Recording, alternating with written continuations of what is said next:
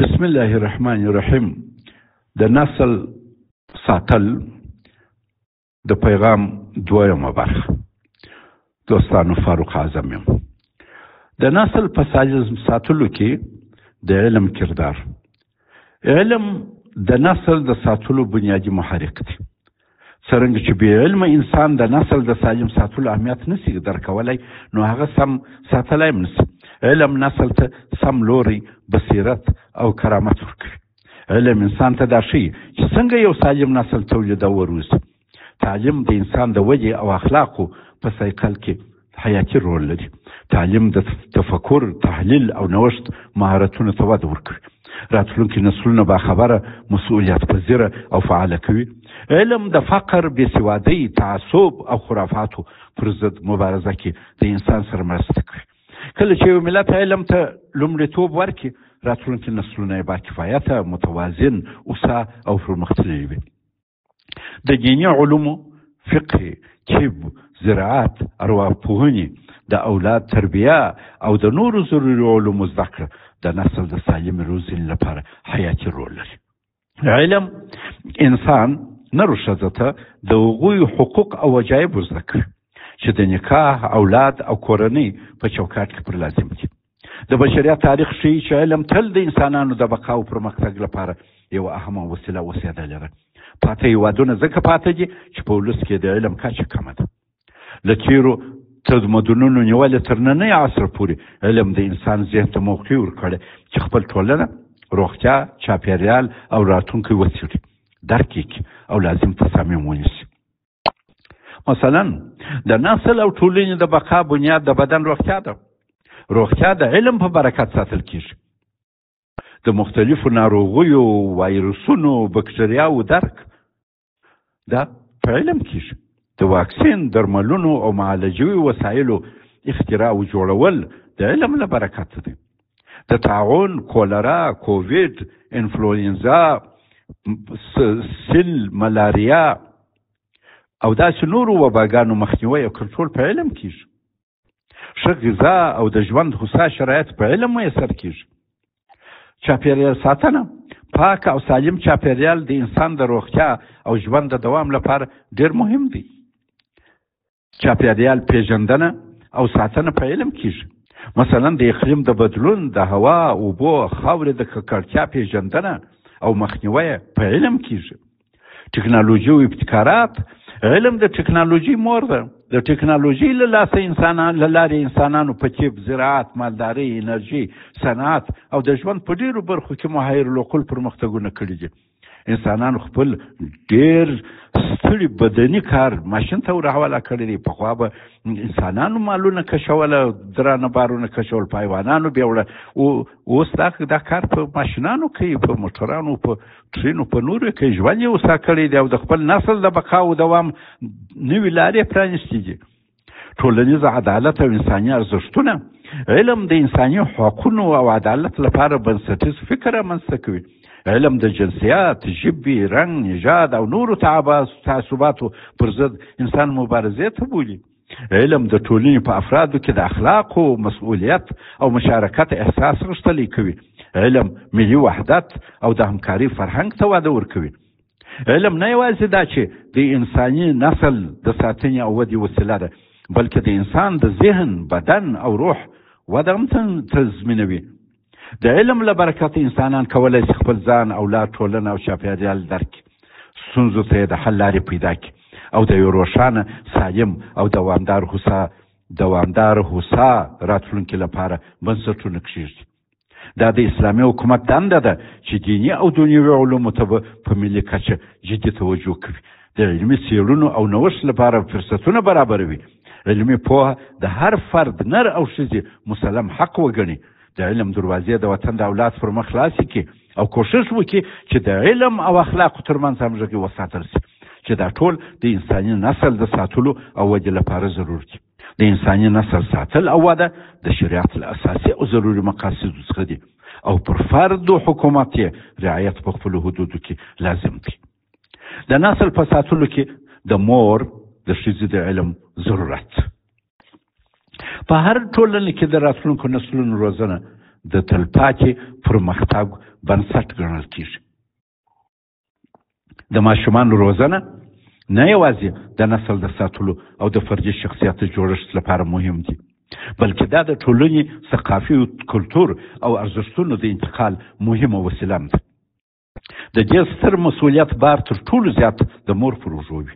دا ځکه تر ډېرو کلونو پورې د ماشوم رابطه ډېره د مور سره وي. مور یې د تقلید مرجع او الګو ده. له همدې له امله د ښځې علم او پوهه د ماشومانو په فکري او اخلاقي وده او ټولنیز پرمختګ کې ډېر مهم رول لري. د ښځو تعلیم د کورنۍ د هوسايي، روغتیا، ښه تغذیې او اقتصادي خودکفایي سبب کیږي. مور مدرسه ده. ښځه چې مور ده د ماشومانو د لومړي ښوونکي حیثیت لري. یو ماشوم له خپلې مور څخه نه یوازې ژبه زده کوي، بلکې دین، اخلاق او د نور سره ښه چلند تر ډېره له موره زده کیږي. نو که مور علم ولري، د دې وس لري چې خپل اولاد ته دیني، ثقافي او اخلاقي اصول او د ژوند ابتدایي مهارتونه ورزده او انتقال کړي. د عالمې ښځې اولاد بې سواد، جاهل او خوار نه وي. د ښځې تعلیم او تربیه د نسل د ساتلو او عزت لپاره حیاتي ده. یو عالمه مور د ټولنې راتلونکی جوړوي.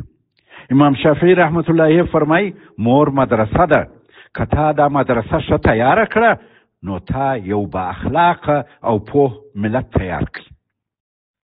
د دیني ارزښتونو انتقال د دین صریح حکم دی چې د علم زده کړه پر نورو ښځو فرض دی. په دیني لحاظ مور باید حد اقل دومره علم ولري چې خپل فرضیات زده کړي، په دیني فرضونه، دیني ارکان او ماشومان ته د حلال او حرام توپیر، عبادات او اسلامي اخلاق وروښيي. تعلیم یافته مور کولی شي چې اولاد خپل علم انتقال کړي، د دین پر لارې برابر کړي او له بدیو وژغوري. ذهني او فکري روزنه. عالم او پوهه مور د ماشوم په ذهن تر هر چا ښه پوهېږي. که هغه خپله پوه او عالم وي، کولی شي خپل اولاد له ماشومتوبه د ښه فکر کولو، مطالعې او زده کړې سره اشنا کړي. دا ډول روزنه د ماشوم ذهني ودې او تخلیقي تفکر ته لار هواروي. عالمه ښځه کولی شي د خپلو اولادونو روحي او رواني اړتیاوې وپېژني، د هغو احساسات درک او د هغو د فکري ودې لپاره سالمې لارې ولټوي. د مور او ماشوم نږدې اړیکې او تفاهم په ماشوم کې اعتماد په نفس تقویه کوي، نوښت او خلاقیت ته وده ورکوي، او مور د خپل علم او پوهې په برکت ماشوم ته دین، اخلاق او ژوند کې د کامیابی لارې ښیي. د مور پل د ماشوم پل دی. یو عالم او پوهه مور او د اولاد لپاره یو ژوندی مثال، د تقلید مرجع او رول ماډل ده. ماشوم د خپلې مور کړنې، خبرې او ټولنیز تعاملات تعقیبوي. که مور کتاب لولي، ښه اخلاق لري او دینداره وي، ماشوم یې ورته زده کوي او کوښښ کوي عملي یې کړي. او که مور ناپوه، بدطبیعته او بدګزاره وي، هماغه ورڅخه زده کوي. ټولنیز او تعلیمي ملاتړ. عالم او پوهه مور خپل ماشوم ته د ښوونې او روزنې لپاره یو سالم چاپېریال برابروي.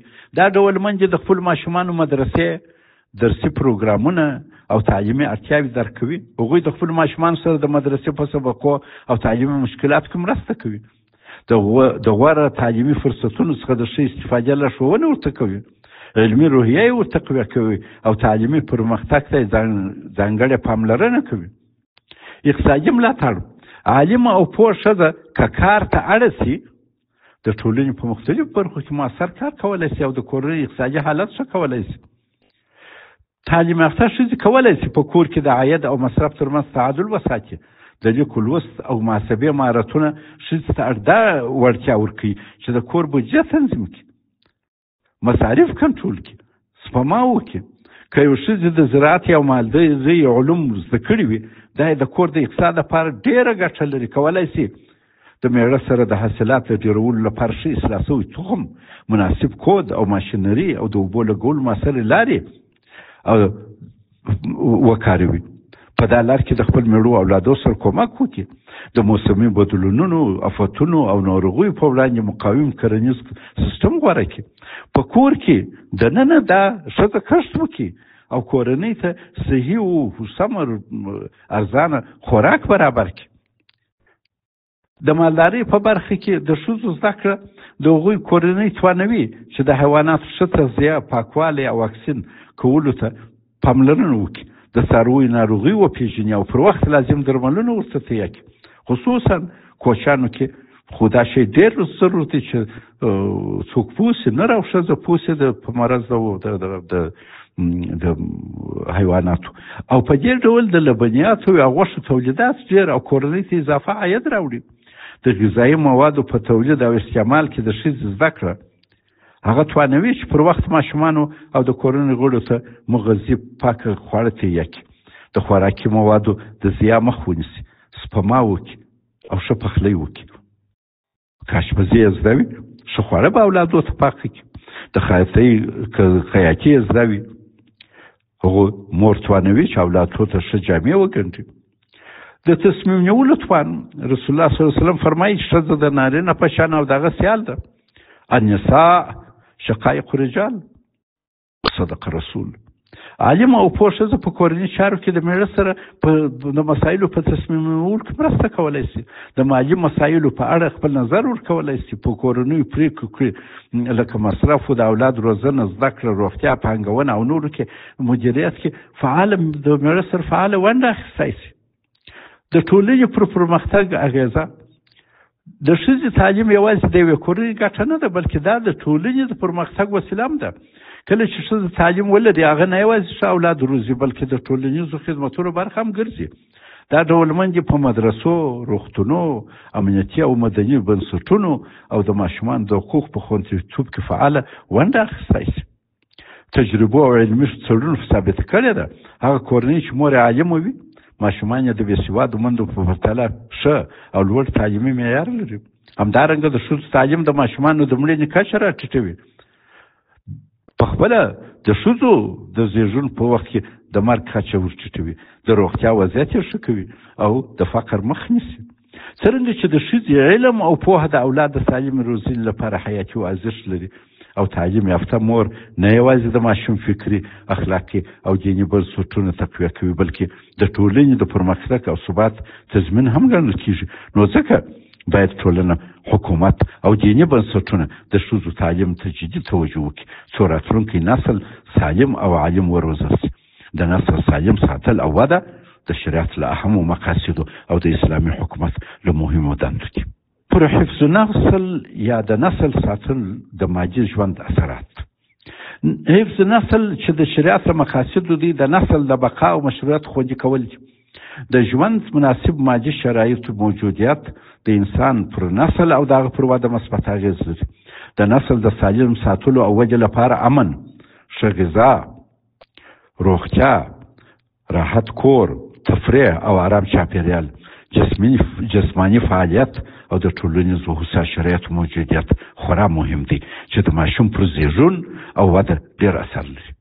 ښځې ته د حمل پر وخت چې امیدواره وي یا چې کوچنی پرتې وي، سم خواړه نه رسېدل او په راحت نه اوسېدل د اولاد پر جوړښت او ودې منفي اغېزه لري.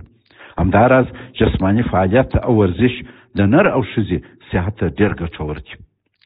ښه غذا، پاکه هوا، پراخ کور او تفریح د ښځې د حمل یا د چې درنه وي په دا باندې پر کیفیت مستقیم اثر لري. د ماشوم چې په نس کې پر هغه اثر لري. د اسلامي حکومت دنده ده د شریعت مقاصدو ښه تطبیق کړي. د اسلامي حکومت دنده د شریعت مقاصدو ښه تطبیق دی چې په هغه کې حفظ نسل ډېر مهم ځای لري. د حفظ نسل د اهدافو د تحقق په منظور د حکومت اول فرض د راع په حیث دا دی چې د ولس نر او ښځه ټول د علم په زیور ښایسته کړي. د نارینه او ښځینه مدارسو په نصاب کې د شریعت مقاصد ځای کړي چې په هغه کې غذایي او صحي لارښوونې، کورني کسبونه، ورزش، رواني ملاتړ، کورنی ژوند، تدبیر منزل او د چاپیریال اصلاح شامل وي. امارت باید په خپلو پالیسیو کې د ولس د تغذیې، کور، چاپیریال او تفریح امکانات شامل کړي. څرنګه چې اوس ښارونو کې ډېر نفوس او ازدحام دی، نو د دې لپاره چې په بازارونو کې د ښځو او نارینو اختلاط کم شي، ښځو ته د ښارونو کې خاص بازارونه جوړ شي. همداراز څرنګه چې ښارونو کې کورونه ډېر کوچني، پلازاو کې اوسېږي ډېر خلک او تنګ کورونه یې تنګ دي، نو ناروغ ښځو ته د ورزش قدم وهلو او د تفریح د ځایونو غم وخوړه شي. همداراز امارت باید یو شمېر علما او پوهانو ته دنده ورکړي چې په ولس کې د شریعت د مقاصدو پوهاوی عام کړي. والسلام علیکم ورحمة الله وبرکاته.